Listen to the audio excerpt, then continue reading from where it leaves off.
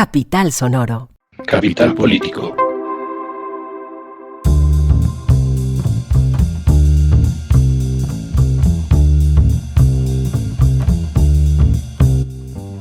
Capital Político es un podcast que semana tras semana, 2 veces a la semana, se ocupa de las noticias más importantes de Colombia, Bogotá y el mundo. Yo soy Santiago Rivas y nuestro temario está compuesto hoy de muchos temas, pero solamente tiene una sección. Es decir, hoy vamos a hacer un podcast completo en lo que nosotros solemos llamar aquí en Capital Político el repaso.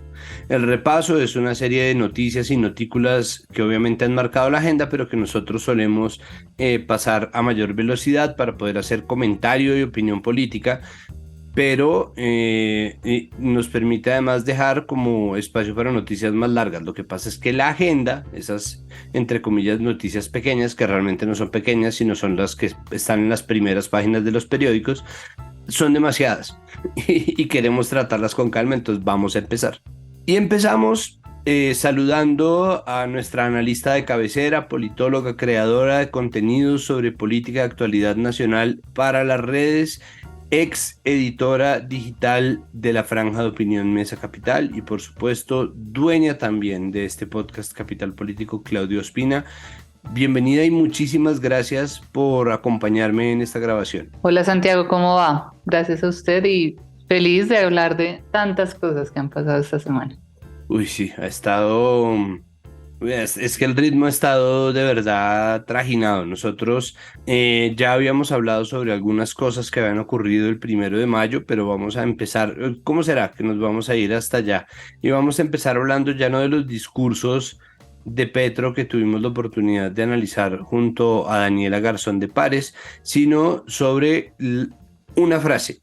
Una frase solamente que ha seguido retumbando y que a mí normalmente no me parecería noticia, de no ser porque ya va en denuncias penales y en todo tipo de declaratorias. Yo creo que eso no va para ningún lado, pero bueno, el caso es que vamos a empezar hablando sobre el viva que le echó Francia Márquez a la primera línea. No fue una defensa, no argumentó en favor de, no hizo un hilo de Twitter, solamente dijo que viva la primera línea. Y ahí está pues el centro de la discusión. Yo quisiera enfocarme realmente en las reacciones que eso tuvo. La línea editorial, sí, la línea editorial acá está muy clara, es decir, la primera línea no es el ELN, no es un grupo organizado, armado, ni es crimen, es decir, obviamente miembros de la primera línea cometieron delitos, pero no se trata de una cosa institucional porque para empezar las primeras líneas no son una institución unificada ni centralizada, no están articuladas de ningún tipo, no tienen un secretariado, nada. Entonces hablemos de las reacciones. Igual usted sabe que a mí me gusta darle contexto a la gente, entonces les voy a contar un poco la frase completa. Ella dice, no me da miedo decir que viva la primera línea a estos jóvenes que les dieron bala hace 2 años, los que nos decían estamos dejando el cuero en las calles y que vilmente a muchos los asesinaron, a otros les sacaron los ojos y a otros los encarcelaron. Esa fue la frase completa que ella dio. Y efectivamente, como usted dice, pues generó unas reacciones que ya van en una denuncia penal hecha por la senadora Paola Holguín y el representante de la Cámara, Juan Espinal, adivine de qué partido. A ver, espéreme, yo digo el Mira. Sí. Obviamente son del Centro Democrático y una de las personas que también se pronunció frente a esto, que yo sé que no es el tema, pero me sorprende cómo está empezando a hacer campaña, además fue a San Andrés con Uribe, mucho todo súper hermoso, María Fernanda Cabal. Ella también pues, salió a decir que no estaban de acuerdo con esta reacción o esta frase que dio Francia Márquez en el 1 de mayo. Esta frase ha dado mucho de qué hablar, especialmente a la oposición. Y lo que a mí me parece preocupante, que hace parte de un problema no solamente de los medios, sino también de la propia área de comunicación de la vicepresidencia, es que Francia Márquez de verdad se está quedando en un imaginario de solo frases incómodas y problemáticas y así se está volviendo. O sea, si usted le pregunta a la gente como pues Francia Márquez es helicóptero, es ahora primera línea, es Cuba, médicos, pero ¿qué está haciendo su papel tan trascendental que uno esperaba en el gobierno y que y que además pues se supone que desde el Ministerio de la Igualdad se va a ejercer de esa manera, se está viendo muy opacado. Entonces por ese lado sí me preocupa mucho que se esté quedando en eso y que ella haya desdibujado tanto poder que tiene como figura, como mujer y con todo lo que sabe, por frases de este tipo, que obviamente también, muy bien lo dijo usted en la introducción, pues también se están llevando al extremo. Y no sé en qué momento la primera línea entonces se volvió un grupo terrorista al que tenemos que rechazar, Sí, que ha hecho cosas violentas. esa es una línea vieja, ¿no? Es una línea del gobierno Sí, pasado. exactamente, donde el año pasado los 4 años fueron quién está a favor y en contra del SMAT y quién está a favor y en contra de la primera línea. Y si uno estaba a favor de la primera línea, uno ya es un comunista, me hecho lo peor. Y si dice lo otro, entonces también un facho. Eh, y así nos hemos pasado años, yo creo que toda la historia de Colombia, separándonos entre dos bandos, entonces ahora quien nos divide es la primera línea, cuando pues efectivamente sí hay personas que han actuado de manera muy violenta, hay personas que sí están investigadas, pero pues desde el principio han sido un grupo de jóvenes que tienen una postura política, unos intereses y una visión social que en el gobierno anterior pues se les volvió el enemigo interno y, y que pues lamentablemente demostró para mí que Santiago se lo digo, o sea, yo nunca voy a olvidar cómo después de tantos actos violentos de parte del SMAT a estos jóvenes, el presidente salió vestido como, no, como diciéndoles de frente, a mí no me importa que ustedes estén mal, yo estoy con las Fuerzas Armadas cuando pues uno es presidente de todo el mundo, no solamente de un sector.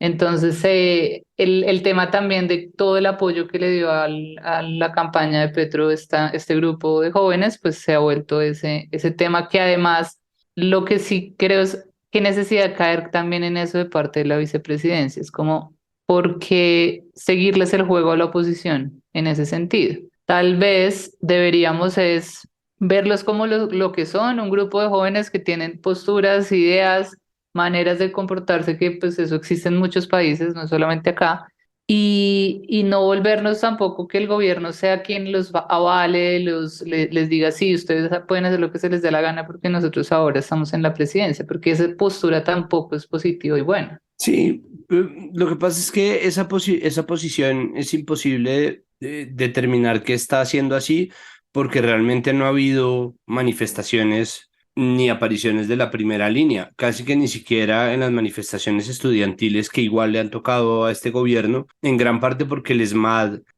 tampoco ha, es decir, el ESMAD no ha intervenido casi, sí hemos tenido imágenes, por ejemplo, del ESMAD disparando horizontalmente sus proyectiles, cosa que no deberían estar haciendo y por las cuales el ministro de Defensa debería un poco llamarlos al orden, pero pues es que la primera línea es un grupo que nació de forma reactiva a la violencia policial. Es decir, creo que no habría manera de decirles, está muy bien lo que ustedes hacen porque igual no lo están haciendo. O no, es decir, yo luego yo sé que yo me puedo ir muy en favor de ese tipo de cosas. Yo obviamente rechazo cualquier tipo de crimen y delito cometido por personas que en cualquier estado de consternación, furia, ira, intenso dolor, o como quieran llamarlo, hagan contra la sociedad civil, pues porque, o que hagan contra, ahí sí, el prójimo porque me parece que es inaceptable, pero por otro lado, pues no hemos tampoco tenido la oportunidad de ver a la primera línea hacer desmanes porque no ha vuelto a haber una manifestación que busque ser resuelta a través de la violencia. Sí, yo creo que eso es lo que le da rabia a la oposición, como decir, ahora no hacen nada y se quedaron también con todo eso que vivimos, que este es otro problema, Santiago, que yo veo mucho acá en Colombia, y es que nos quedamos comparando cosas que pasaron hace años como si estuvieran pasando hoy. ¿No? Como usted no sabe lo que vimos en Cali, no sé qué. Ok, muy fácil decir eso, pero eso estaba en un contexto y en un momento político nacional muy distinto al que estamos ahorita. Y pues no es como tampoco válido empezar a decir, pues sí, es como esa, recuerdo mucho su monólogo, como usted habla de los presidentes como novias, novios, pero esta es como la exnovia o el exnovio que no olvida o la pareja que no olvida el error que uno cometió hace un mes y se lo repite y se lo repite y lo repite. Entonces uno dice, bueno, si me perdonas, si seguimos acá, por favor, hablemos de lo de hoy. Entonces sí, como que, pero pues bueno, esperemos que sucede también con esa denuncia penal, que pues no va a pasar realmente mucho, pero que sí, sí al momento también de lograr que la vicepresidenta se muestre de otro lado. Se lo digo porque uno que está informado y está como todo el tiempo viendo cosas, puede verlo de otra manera. Pero sí he tenido la oportunidad de escuchar gente con la que hablo que prácticamente de verdad les importa poco la política, pero tienen una visión muy de lo que ven en redes o de lo que les llega a los medios.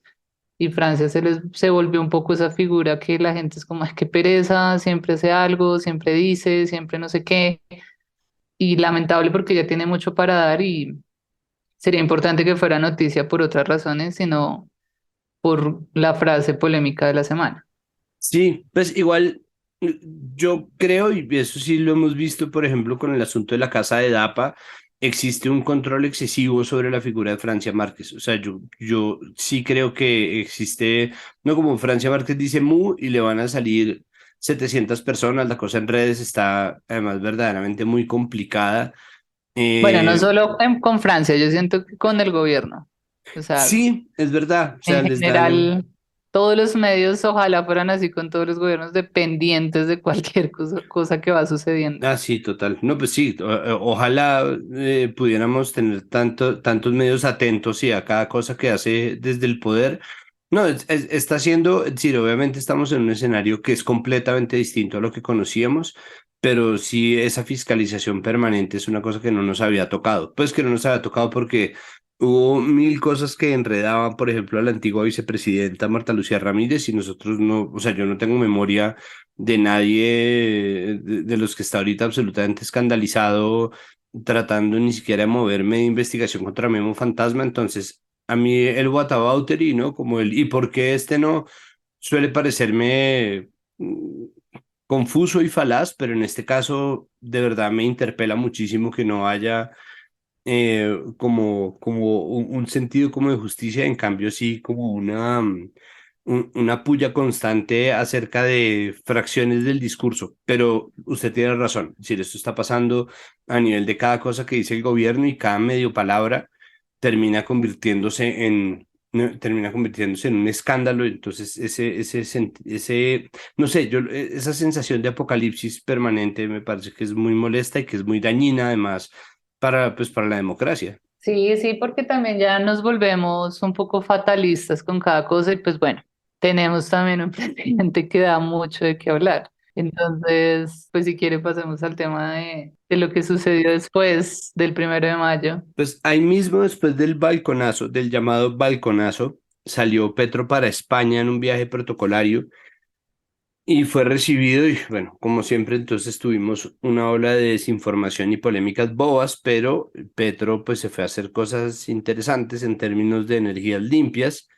La polémica boba pues pasó por el hecho de que Petro no quería usar frac, tuvo una entrevista extensa con Julio Sánchez Cristo, em, en donde le hablaron sobre su discurso el 1 de mayo.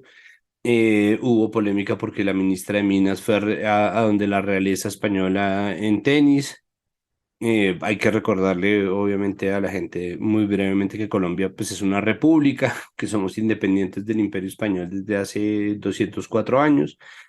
Eh, ¿qué puede sacar uno del viaje por España y de esta gira, más allá de las polémicas y los enredos, como por ejemplo el aplauso a Petro mientras la gente del partido neofascista Vox abandonaba el recinto del Parlamento español? ¿Qué hay para sacar de ahí? Sí, es que estas visitas siempre tienen un montón de cosas porque pues obviamente estamos hablando de monarquía, ¿no? Entonces esas visitas todas elegantes a reyes, donde la ropa, el lenguaje corporal, todo se está analizando. Entonces obviamente tuvimos bastantes, como dice usted, como bastantes mini polémicas de cosas que se volvieron virales en redes y que muchos medios se centraron en eso. Y que también una de las que le faltó a usted, pues el baile de la primera dama Ay, verdad. fuera de la Embajada de Colombia en España. Y pues también, obviamente, resaltar lo hermosa que se fue a la visita, con ese vestido blanco espectacular, 10 de 10. Pero, pero más allá de eso y de cómo los medios también jugaron un poco, porque de eso también quiero hablar,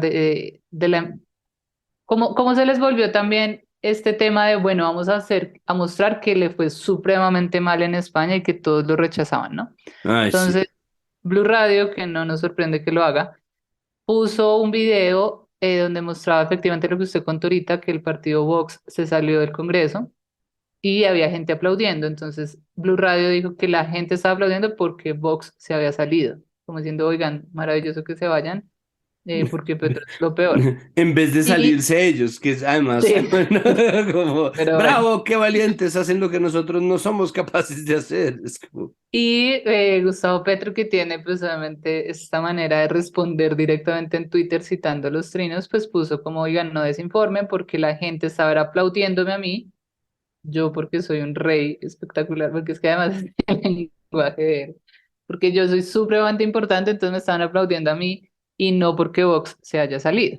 Lo mismo María Fernanda Cabal puso como los diputados del partido se van y ella y Gustavo Petro le respondió, Mafe, muy, muy confianzudo, ¿no? Pero sí, Mafe, la bancada que se deja seducir del fascismo latinoamericano, a ella tú le dijiste que soy amigo de Pablo Escobar y que soy un terrorista. Ese es el efecto de la calumnia y de la insidia. no, es Y que yo pues tengo que nos confesar quedamos que a mí me encanta la faceta del Petro tuitero tuteador, tuiteros. ¿no? Sí, Pero el tuteador, que es, o sea, me pasivo-agresivo. molesta, exacto, me molesta mucho que lo haga con periodistas como que corrija, pero esa cosa de Mafe. Pues porque es que María Fernanda Cabal es una de las líderes de la oposición y esa forma de hablar, ¿ve? O sea, me parece que ahí está perfectamente hecha la distinción, como con la, con la prensa mal, con María Fernanda Cabal y con cualquier persona pues de la oposición que tenga poder político, bien, es decir, ese tipo de juego funciona, le funciona muy bien. Total, y es divertido, pues porque también muestra esa postura muy real que nunca habíamos vivido con un presidente en Colombia, de una persona que literal está respondiendo a todos como si no los viera de frente hablando. Total. Eh, pero bueno, más allá de todas esas polémicas y de todas las críticas que hacen también, porque lamentablemente los medios caen en cuánto se gastó en zapatos, cuánto se gastaron en el vestido, porque tú no sé qué, bueno, más allá de eso que al final, pues gustenos o no, tienen que irse presentables, y lo que usted decía ahorita, pues nosotros somos un país independiente y no tenemos por qué tampoco puedes decir o hacer lo que la corona está esperando, entonces me parece también muy válido y muy bien que cada uno bajo su estilo y su manera de vestir, obviamente guardando el protocolo de cualquier visita de este tipo, que eso haría uno también, si uno tiene una comida elegante, pues uno a su estilo se va elegante. Sí, total. Pero chévere que no caigamos en ese juego lambón que sí han caído otros gobiernos colombianos de ir a hacer o a jugar, a vestirse igual que ellos cuando no somos eso. Pero bueno, más Además, allá de eso, estaba además, perdóneme, la interrumpo con una nota de moda, que es, pues, teniendo además el antecedente del frac diminuto que utilizó Uribe antes, ¿no? Yo creo que Petro, olvidable. Petro creo que dijo como, no, como yo mejor me voy como en lo que ya conozco, que me parece que es una decisión un poco más sensata, ¿no? Más allá de querer parecer o estar a la altura de una ocasión que finalmente pues, mejor dicho, no fue, primero no fue el fin del mundo y segundo la reacción, por ejemplo, de la corona española no fue como, no, perdóname, pero a esta casa no entras, ¿no? Como, no, pero descubre, no, a la Almudena no vas a entrar vestida así, Irene, ¿no? No, no, no pasó No, nada, ¿no? Y ya. Es como, y lo que también sucede es, acá ya entrando, pues nosotros como si fuéramos expertos en moda, pero pues uno no puede comparar al rey, que es súper alto, con ese porte que tiene, con Gustavo Petro, que es una persona al final bajita, que seguro se hubiera visto terrible vestido así, y mejor el viejo conocido, o sea, yo me veo bien así, así me queda bien, así me voy a ir. y Sí, no pues que nos volvamos un meme tipo Álvaro Uribe cómo se fue vestido o tipo Iván Duque que le dijo, Uribe le mandó muchos saludos. no, A no, Israel. es que Se lo dijo al rey, ¿no? sí, sí, sí. No, no, no, es que para eso es como, ay, pero qué necesidad. Pero claro, la cosa es, si Petro se manda a hacer un frac, que lo haga perfecto, porque finalmente los sastres ya saben hacer eso, y es que con cualquier cuerpo y con base en ese cuerpo construyen un traje, lo que sea.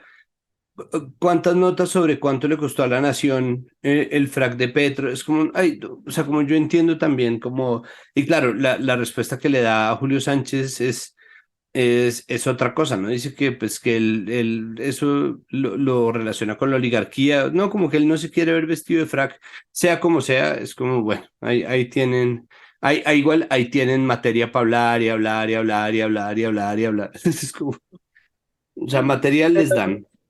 Exacto, pero ya en temas serios, pues de los acuerdos que hubo, sí hay uno muy enfocado en el tema de educación y es lograr que haya un intercambio de educación superior en ambos países y que muchos estudiantes colombianos puedan ir a estudiar a España. Y también los acuerdos de homologación de títulos entre uno y otros países fue una de las cosas que se tuvo en cuenta. También muchos acuerdos en temas de turismo donde pues España dice que va a poner a disposición del país 1.000 millones de euros para fortalecer ese sector.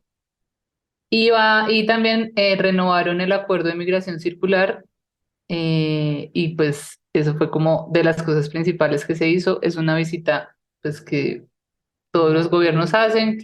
Y además de todos los acuerdos que se firmaron y que se mantuvieron de lo que ya había entre los dos países, sí es importante también contar que en esta visita, pues lamentablemente no se dejó atrás la impuntualidad del presidente. Tuvo una visita con unos empresarios españoles a la que llegó tarde y también tuvo una visita a la Universidad de Salamanca, creo que es, Ajá. donde él también puso que pues, le habían dado un título, pues empezó a hacer ahí su doctorado y no lo terminó. Y Ah. entonces él, sí, en la Universidad de Salamanca, entonces pues él hizo la visita también, pero pues bueno, él también llegó tarde a esa visita. Y según lo que escuché por ahí en algunos medios, es que según un periódico español, o un medio español, le han preguntado a los del gobierno colombiano por qué el presidente no llegaba temprano y ellos afirmaron que porque no le gustaba madrugar. Apoyo a Petro. Yo, exacto, por mucho que yo apoyo a Petro, me parece que esa es una respuesta que raya con el cinismo, porque pucha, o sea, yo entiendo como lo que, pues como que quieran, si están siendo honestos o si están de verdad diciendo eso, si es una filtración, ¿no? Como si es, por ejemplo, algo que se dijo como en confidencia. De cualquier manera, pues no, me parece que es un poco salir a justificar la impuntualidad ahí. Yo me pego más de una columna muy buena que apareció hace ya rato de Catalina Uribe en El Espectador, diciendo que la impuntualidad sí era condenable en la medida en que era un símbolo de desorden y que lo que muestra es como desdén por parte del poder o de parte de alguien que tiene poder hacia el resto de las personas. Y me parece que ese gesto no cuadra bien, no funciona bien, me parece que no hay forma además de justificarlo. O sea, yo entiendo, digamos, si en el país Petro decide o piensa que tiene más tiempo del que realmente tiene, mete 5 eventos o 6 eventos en la agenda y termina llegando a 3 de esos tarde, incluso ahí me parece comprensible, reprochable, pero comprensible. Pero en un país en donde pues tiene exactamente esos eventos a los cuales asistir, ahí sí, o sea, a diferencia de lo que me pasa con la ropa, me parece que la puntualidad debería ser pues una marca de cualquier visita protocolaria y sobre todo entre personas que ostentan algún tipo de poder político. Y yo lo digo además sin autoridad moral de nada, porque yo soy una persona impuntualísima a la que definitivamente no le gusta madrugar, pero pues Sí, pues ahí está, pero al mismo tiempo es como no, pues cuando a mí me toca llegar temprano, yo llego temprano y hago mi mayor esfuerzo y creo que Petro tendría que hacer ese esfuerzo, pero pues ahí sí, quod natura non dat, salmantica non prestat, ¿no? Dicen. Sí, porque yo también apoyo que no le guste madrugar, a quien le gusta madrugar, pero y más en estas visitas fuera del país donde están esperando al presidente y se vuelve también un tema de llegó tarde Colombia, no es como llegó tarde Gustavo Petro. Exacto. Eh, entonces, cuando uno está en representación de un país, pues de todas las maneras posibles debe comportarse y lograr tener contentas a las personas con las que se va a reunir y más en temas tan importantes como empresarios que les interesa invertir en Colombia, que lo están esperando y que pues lo mínimo es llegarles a la hora acordada. Pero bueno, Sí, esa bueno. fue la visita.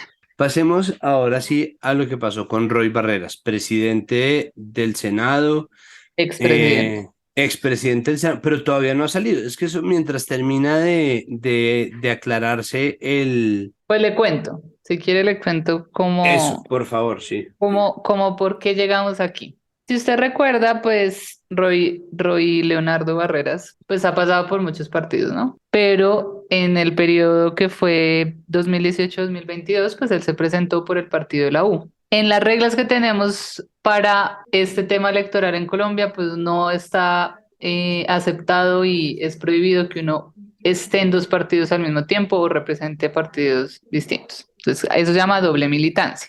Sí. ¿Qué pasó? Pues que él era del partido de la U y para las elecciones del 2022 se presentó por un partido que se llama Alianza Democrática Afrocolombiana, que hacía parte del pacto histórico.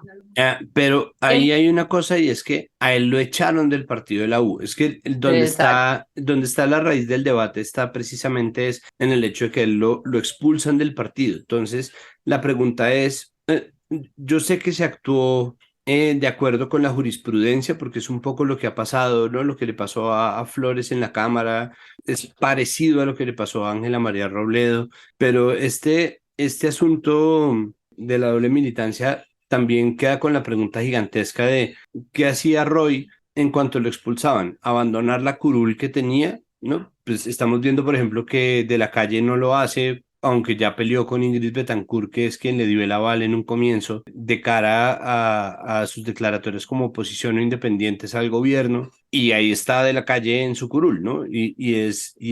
Tiene una legitimidad y tiene un reglamento que lo permite. Entonces, ¿qué pasa? Es decir, explíqueme por favor, ¿por qué habiéndolo echado del partido de la U no se cuenta eso como el punto de partida del plazo y sí, en cambio, el final de la legislatura? Porque independientemente de cómo salió del partido, él al tener, o sea, primero pues porque obviamente dicen, esa echada fue un poco provocada, ¿no? Como, por favor, échenme que necesito irme para otro lado, pero independientemente de que eso sea verdad o no, Sí. él al tener planes de empezar a apoyar a otro candidato que no tenía que ver con el partido de la U y a irse por esa línea, pues tenía que haber, según la ley, renunciado 12 meses antes. Y en eso se avala el consejo. Es como, pues la ley dice eso y usted no lo cumplió, entonces por esa razón usted ya no puede seguir. ¿Qué sucede? Él salió a decir que va a poner una tutela, que realmente no creo que pase mucho con eso. Pero más allá de eso, él también ya tenía intenciones de irse. ¿Y por Ujú. qué? Porque pues él está sufriendo un cáncer que obviamente no le permite estar en muchas sesiones o tiene que ausentarse por ciertos momentos y también creo yo tiene algunos planes para elecciones en octubre. Yo siento que él también quiere empezar o es una figura que se ha vuelto muy poderosa e importante en este último año y quiere fortalecer eso, seguro para planes a futuro. Mm. Entonces él ya tenía, aunque ya había cambiado de posición, porque hubo un momento en que dijo, no, mejor sí me quedo, pero también está diciendo que se iba a ir de la presidencia del Congreso, o sea, terminaba la presidencia del Congreso y se retiraba. Él lo tomó como en esa línea, como bueno, adelantaron mi retiro y todo bien, yo me voy. ¿Qué sucedió o qué sucede ahorita? Pues que ya lo notificaron el viernes 5 de mayo, al medio notificaron la decisión que tuvo el consejo y eso pues ya hace que él tenga que retirarse del cargo. ¿Qué va a suceder con la presidencia del Congreso? Y esto me gustaría explicarlo bien porque a mí me preguntaron mucho en redes sociales como, pues la gente cree que el presidente es como por 4 años. En el Ujú. Congreso las presidencias cambian cada legislatura. Durante los 4 años hay 4 legislaturas. Entonces, el 20 de julio de este año se vuelven a elegir presidentes y vicepresidentes tanto para Senado como para Cámara de Representantes. Esto tiene un acuerdo interno político. Esto es como que entre ellos se hablan y dicen, listo, el primer año le toca a este, el segundo año a este, el tercero a este. Este año que está terminando le tocó al pacto histórico y por eso Roy Barreras está en el Senado. Y el siguiente, o sea, es presidente del Senado, y en el siguiente periodo le toca a la Alianza Verde. Entonces, ¿qué sucede en estos 2 meses que quedan todavía de la presidencia de Roy Barreras? Porque la presidencia de Roy Barreras se termina el 20 de junio. Va a haber en este momento, pues quien lo reemplaza es el vicepresidente que está en este momento en el Congreso, que se llama Miguel Ángel Pinto, que es del Partido Liberal. Y el pacto histórico tiene que presentar candidatos para quien tome esa presidencia del Senado, que al final es la presidencia del Congreso, hasta el 20 de junio que se acaba esta legislatura. Hasta ahí, pues bueno, todo bien, o sea, pues son los procesos normales, pero lo que sí queda como de golpe para el gobierno con este tema es que usted sabe que hay un montón de reformas y proyectos que hay andando, que están súper lentos, que les falta tiempo y que se tenían que pues hacer a última hora corriendo estas semanas. Y ahora esta elección pues es ponerle una cosa más al Congreso. Ajá. Y es un tema más que hay que trabajar y entonces seguramente ya están diciendo, bueno, entonces a quién ponemos estos 2 meses y quiénes sí, quiénes no, la votación. Entonces son un montón de tiempo perdido en un trámite que igual se tiene que hacer en un contexto donde lo que necesitaban era tiempo para poder sacar todo adelante. Y hasta ahí va, que viene pues para Roy Barrera, seguramente puede que ocupe algún cargo, de hecho ese fue lo que manifestó el presidente Gustavo Petro cuando le preguntaron y dijo como que no lo veía como una mala noticia porque pues eso no le impide ser funcionario público, entonces es como que abres la posibilidad para que trabaje en alguna cosa. No sé si le den una embajada porque ahora como a todos les dan embajadas cuando ya se quedan sin trabajo, pero pues seguramente algo hará o fortalecerá su proyecto político para elecciones en octubre y para lo que venga en las próximas presidenciales. Pues es que lo que termina pasando, se abre un abanico de posibilidades. Claro que todavía no hay certezas sobre cuánto tiempo tiene que esperar antes de que ocurra un nombramiento nuevo, ¿no? Es decir, existiría o tendría que haber como una revisión de cuánto tiempo se demora Petro en poderlo nombrar como ministro, como embajador, porque la reforma política que se cayó un poco tenía en su texto o tenía en su cuerpo la preservación de, por ejemplo, el transfugismo o, pues, o sea, como una cierta relajación de límites con respecto a estas reglas de doble militancia, pero además de eso tenía la posibilidad de que la gente del legislativo pasara a ser ministros y ministras y después pudieran volver a su cargo y nada de eso ocurrió, ¿no? Entonces todo tiene que esperar a que surta su trámite, todavía se demora. Sí, todavía se demora, pero pues sí es algo sorpresivo, es sin duda una pérdida para el gobierno porque pues Roy Barrera se ha vuelto una figura muy importante, últimamente una figura un poco más distanciada, ¿no? O sea, como que cada vez está un poco más como, no me parece este tono. De hecho, cuando pasó lo del 1 de mayo, él también salió a decir que no veía necesario como generar que la gente salga a marchar para presionar al Congreso. Entonces, en algunas cosas tomaba su distancia, pero al final sí fue una figura muy importante en este primer año y que ha cogido muchísimo protagonismo. Roy Barrera siempre ha sido protagonista en todos los gobiernos en los que está, que son todos, pero en este particularmente siento que desde elecciones pues se volvió una figura muy importante y seguro en lo que venga para él va a seguir tratando de buscar ese protagonismo. Sí, pues él incluso tiene un nuevo partido, tiene este cuento de la fuerza de la paz, pero además, pues se sabe, o bueno, habría que verlo, es que la gente que cambia mucho de pelaje tiende a ser solamente militante de sí misma, ¿no? Roy Barreras ha sido uribista, santista, no alcanzó a ser duquista porque pues tampoco pues, Ahora es petrista y fue de ahora cambio será radical. Roy, Roy Barrerista, pero él siempre ha ahora sido es Roy Barrerista, ¿no? Creo que ahí está la cosa. pero bueno, pues también que se tome su tiempo para recuperarse, ¿no? La salud primero, él es médico, entonces lo tiene seguro como prioridad también. Sí, es verdad.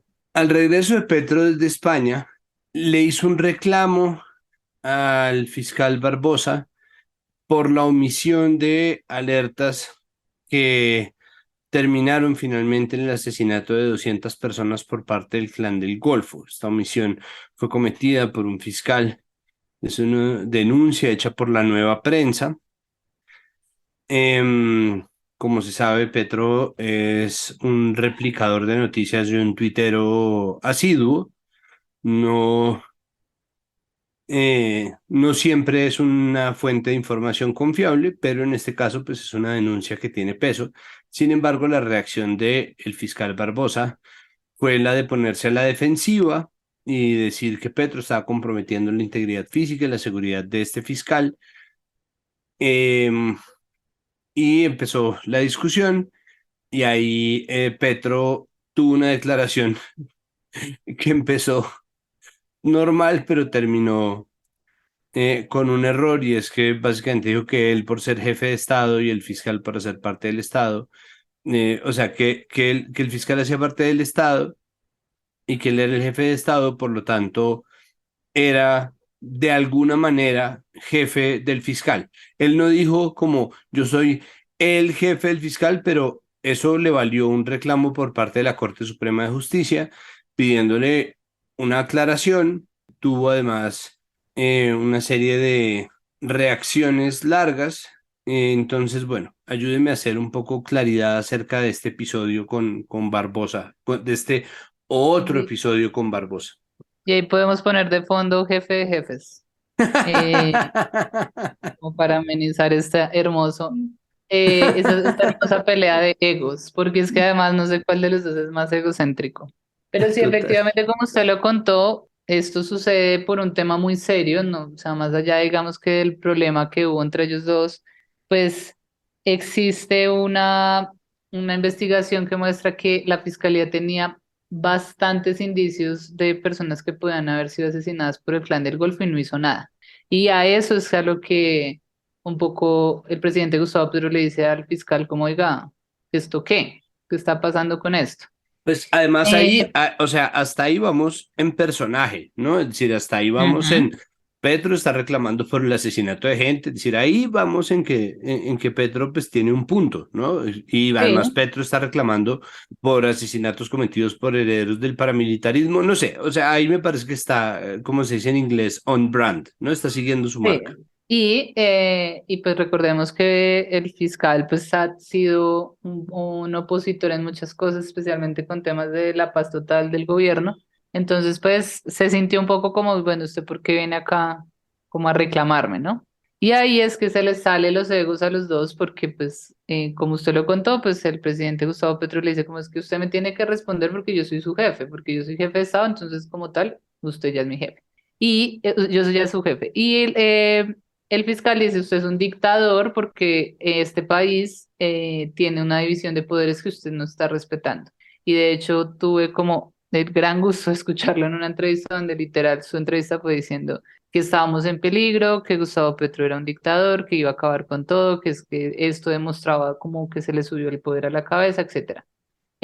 Ninguno de los dos, como dice el gran Rodrigo Primi, tiene la razón. Para quienes no saben quién es Rodrigo Primi, es un abogado muy importante en el país, hincha de Santa Fe, entonces por eso también me cae muy bien. Y Pues es Rodrigo que Primi, se sabe que es gente que tiene un gusto gente chévere. impecable, es gente que tiene un temperamento a toda prueba, o sea, una persona pro. Sí, gente que resiliente, porque con este equipo complicado. Pero como lo dice Rodrigo Primi, pues ninguno de los dos tiene la razón, porque Petro es el jefe, por ser presidente es el jefe de todos, porque así no funciona en este país que tenemos tres ramas del poder, por alguna razón existe eso para que haya también un control entre ellas mismas. Entonces él no puede como salir simplemente a decir eso ni tampoco pedir explicaciones sobre unas investigaciones lo hace dictador. Es decir, él puede y tiene la facultad, tal cual le decía usted, o sea, cuando empezó estaba bien, de, oiga, ¿esto qué? Fin. Pero bueno, esto terminó efectivamente como lo contó en que la Corte Suprema de Justicia salió a decirle como no, oye, recuerda que esto no es así, cálmate. Al principio él estuvo también muy en su línea de no, pues es que en el artículo 115, porque él además cita un montón de artículos en donde él sustenta que él es por ser jefe de Estado ya es jefe supremo. Él cita que en el artículo 115 se le designa al presidente de la República la función de jefe de Estado, jefe de gobierno y máxima autoridad administrativa y que por eso él era el jefe del fiscal. Pero ya después le bajó el tono y sí dijo que efectivamente él pues era consciente de la división de poderes y que se comprometía a respetarla como lo ha respetado últimamente. Entonces, que acepta el llamado de la Honorable Corte Suprema de Justicia y que como aprendí la lección. Pero pues bueno, hace parte de estas cosas que yo digo, ¿qué necesidad? O sea, de verdad, primero son dos personas completamente egocéntricas porque recordemos que el fiscal Barbosa desde que entró dijo que iba a ser el mejor fiscal de la historia del universo, del mundo. Y sumado a eso, pues tampoco es necesario que el presidente salga con estas frases que de verdad sí demuestran que él puede en algunos momentos sentirse tan poderoso de decirnos que yo soy el jefe acá y todos tienen que hacer lo que yo diga. Y pues no funciona así, por algo está la rama judicial que tiene su manera de organizarse, de la rama judicial hace parte la fiscalía, está la rama legislativa que es el Congreso y está la rama ejecutiva en la que la máxima autoridad ahí es el presidente. Entonces, a pesar de que sí, es máxima autoridad nacional, no significa que por eso todas el resto de las ramas y de las instituciones le deban a él como jefe explicaciones de todo.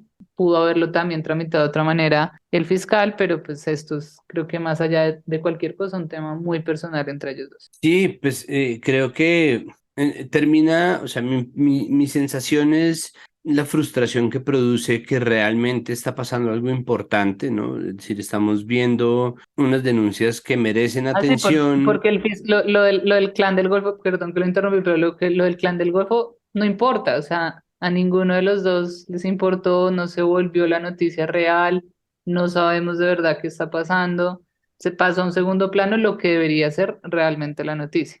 Exacto, sí, exactamente. Y claro, y esto además, ambos juegan un papel fundamental en que se empañe la noticia. Petro diciendo cosas que, declarando para sí poderes que están por encima de sus facultades, y Barbosa que parece que efectivamente está en campaña, armando también una pelotera cuando tendría que haber simplemente respondido, es decir, pero esta pelea de no, usted no es mi papá, no, como usted no es mi jefe, termina volviéndose el centro de la discusión y me parece que es inaceptable que eso sea así. Toca es pues un poco ponerse las pilas. A ver qué, una cosa, yo había dicho que su regreso de España, él todavía no ha regresado de la península ibérica en este momento, o así, en este momento 6 de mayo se encuentra en Lisboa, capital de Portugal. Es decir, el viaje sigue y toda esta pelea, toda esta discusión se Fue ha por Twitter, dado desde la distancia, claro, y en declaraciones desde las públicas a redes la sociales. prensa, ese tipo de cosas. Sí, no, y también recordar que hoy, hoy 6 de mayo también se posesionó, pues sí, sí es posesión del rey de Inglaterra, Ah, coronación. la coronación, perdón, y a este magno evento y asistió nuestra primera dama, Verónica Cosel, Magno muy evento. elegante, El magno este evento. magno e importante evento que cambiará la historia de la humanidad. Eh, entonces Ah. sí. Pero lamentable, o sea, la verdad, completamente ridículo de parte de los dos. No sé cuál de los dos quedó peor tampoco. No veo nada necesario que él, o sea, yo creo que hasta las propias personas de las cortes eran como, ¿qué les pasa? No, pues es Pero que está además muy bien que la Corte Suprema le haya dicho, oye, calma ahí. sí, pues además ahí entró a terciar Duque, ¿no? Que Duque fue el que puso a Barbosa, que es su mejor amigo, que fue el que puso a su exministra de Justicia de procuradora, o sea, se Sí, volvió, no, de ¿verdad?, una pelotera en donde nadie tenía autoridad moral para decir nada y sin embargo lo que termina perdiéndose una vez más es como la las noticia que debería víctimas. estar en el centro, las víctimas. Para variar, ¿no? En el fuego cruzado sufren las víctimas. Sí, Em, y bueno, pues lamentable, pero pues nos sorprende, no, no y nos menos sorprende. de ellos dos. Sí, total. solamente celebro que finalmente Petro haya mandado un comunicado. Creo que esa discusión la iba a ganar quien finalmente aceptara plegarse, ¿no? Un poco a estar a la altura de la discusión.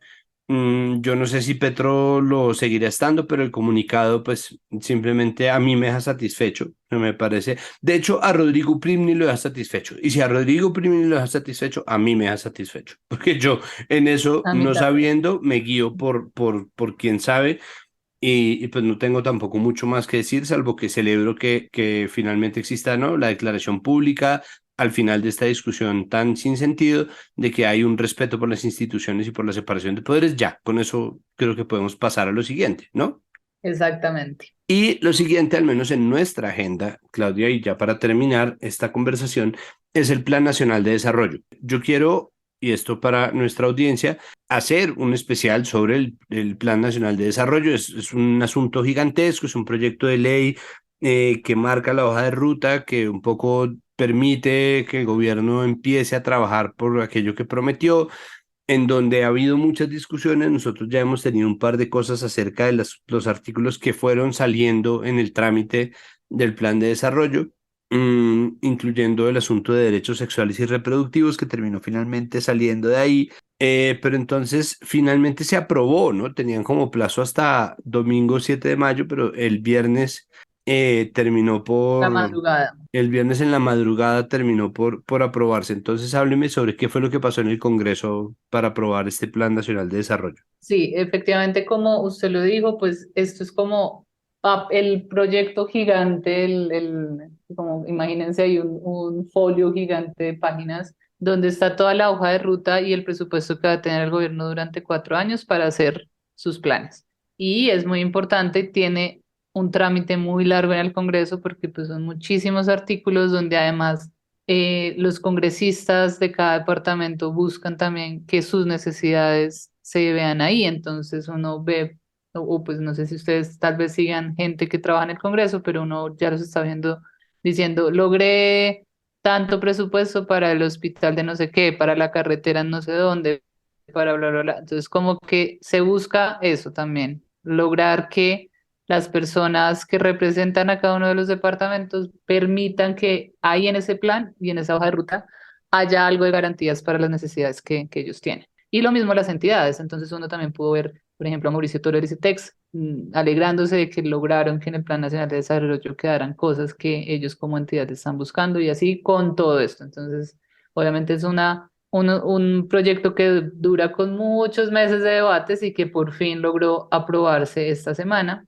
donde tanto en Cámara de Representantes como en Senado hubo plenarias, cada una su plenaria. De ahí hubo muchos artículos que quedaron, muchos que salieron, y como ya lo hemos explicado antes en este podcast, cuando eso sucede, cuando no son como que las dos cámaras aprueban lo mismo, se pasa a una conciliación donde se ve qué de lo que cada una de las cámaras aprobó o no queda, y al final pues quedó todo el proyecto aprobado con obviamente un montón de cambios que nos encantaría darlos acá, pero pues toma muchísimo tiempo porque pues como lo hemos dicho antes es la hoja de ruta para 4 años, entonces tiene un montón de artículos. Pero más allá de eso, pues es felicitar que ya lograron por fin salir de este tema que había en el Congreso. Falta la sanción presidencial, que ojalá pues se haga rápido porque a veces el presidente Gustavo Petro se demora mucho en hacerla. Y ya con base en esto, pues se empezarán a cumplir o se tendrá como el presupuesto y el plan de ruta para lo que viene en estos 4 años, con cosas polémicas y no como siempre, pero ya con el trámite hecho en el Congreso. A nosotros, por ejemplo, nos llamó la atención mucho lo de los derechos sexuales y reproductivos. Sacaron los derechos reproductivos de ese capítulo, finalmente terminó yéndose hacia donde era menos peor, y era que en ese escenario se cayera completa la parte de derechos sexuales y reproductivos para no separarlos, que en el plan, o sea, que separarlos es una conquista, pero en el plan de desarrollo, no, en el plan de desarrollo tenemos que tener ambos, porque si no, no se le está dando importancia dentro de la hoja de ruta. Entonces es lamentable que hayan salido, pero por ejemplo, está bien que no se haya dejado pasar solamente los derechos sexuales, porque justo a un año y pico de la aprobación de la sentencia C055, que despenaliza el aborto, pues no meter en el Plan Nacional de Desarrollo los derechos reproductivos específicamente pone en peligro la garantía de un derecho que todavía no tiene libre acceso para todas las mujeres. Entonces, eso, por ejemplo, nos llamó muchísimo la atención. Y de ahí en adelante, pues está obviamente la pelea polarizante eterna de ahora sí empezó el comunismo, ¿no? Ahora sí nos vamos a volver Nicaragua, ahora sí nos vamos a volver Venezuela. Y por el otro lado, las voces que dicen que ahora Que Colombia ya se no va a somos volver Venezuela. el paraíso, exacto, no, y ahora, no, ahora sí, por fin, ¿no? Llegó este periodo de esplendor para todos y todas en este país y es como, pues, no lo sé, sí, no lo sabemos, ¿no? El punto con los planes nacionales de desarrollo es que son tan grandes que toca obviamente desmembrar pedazo a pedazo para tratar de entender, así sea a grandes bloques, qué es lo que determina de cara a lo que va a ser el futuro del país en estos 3 años. Sí, este Plan Nacional de Desarrollo le va a costar al gobierno unos 1.154 billones de pesos. Hijo, o sea, es muchísimo. Plata. Plata es plata, como dice Federico Kiko Gutiérrez, Gutiérrez. eso. Bien. Pues bueno, Claudia, muchísimas gracias por aceptar esta invitación. Nosotros estamos además grabando un sábado, así que doblemente gracias por aceptar esta invitación en horas extralaborales, pero todo sea por una buena causa y esa causa pues obviamente es el cubrimiento de Vime que, y dejo la cuña hecha, hicimos para nuestro podcast de música. No, gracias Santiago y pues una semana muy movida con muchas cosas, pero interesante a la vez, bastante, especialmente por lo de Roy. Esperemos a ver qué viene con él. Pues sí. Pero quieto no se va a quedar, estoy Ah, no, seguro. eso sí, quieto no se va a quedar de ninguna manera. Hasta aquí este episodio de Capital Político. Recuerden que todo lo que ocurre en Capital Sonoro pasa gracias al trabajo arduo de nuestra productora María Alejandra Cuestas, de nuestros periodistas Juan Pablo Conto y Nadia Orozco y de nuestros editores Adriana Castellanos y Cian León Bernardo González, que está al frente específicamente de este podcast. Recuerden que esto es comunicación pública, es decir, no necesitamos de ningún plan de financiación, suscripciones, patronaje, mecenazgo, etcétera, etcétera. Necesitamos en cambio que ustedes nos recomienden y nos califiquen. Por favor, peguen el enlace a este episodio en los chats de amigos, en los chats de familiares, en sus redes sociales y dennos a conocer. De la misma manera, si la plataforma en la cual ustedes escuchan Capital Político tiene la posibilidad de calificar los programas, califiquen este show con, pues si les nace, obviamente, una cantidad considerable de estrellas para conseguir que se nos recomiende más a nuestras potenciales audiencias. Sabemos que tenemos una comunidad a la cual podemos llegar y contamos obviamente con su apoyo. Les agradecemos igual muchísimo por su audiencia. Hasta aquí, Capital Político. Capital Sonoro.